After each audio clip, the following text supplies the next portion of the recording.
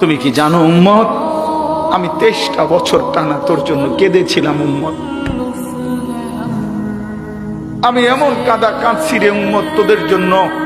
এশার নামাজের পরে দাঁড়াইছি, ফজরের আজান পর্যন্ত আমি আমার মালিকের কাছে তোদের জন্য, উম্মতের জন্য চোখের পানি ফেলে কাঁদছিলাম। আমার এত চোখের পানি তোর দিল গলাইতে পারলো না।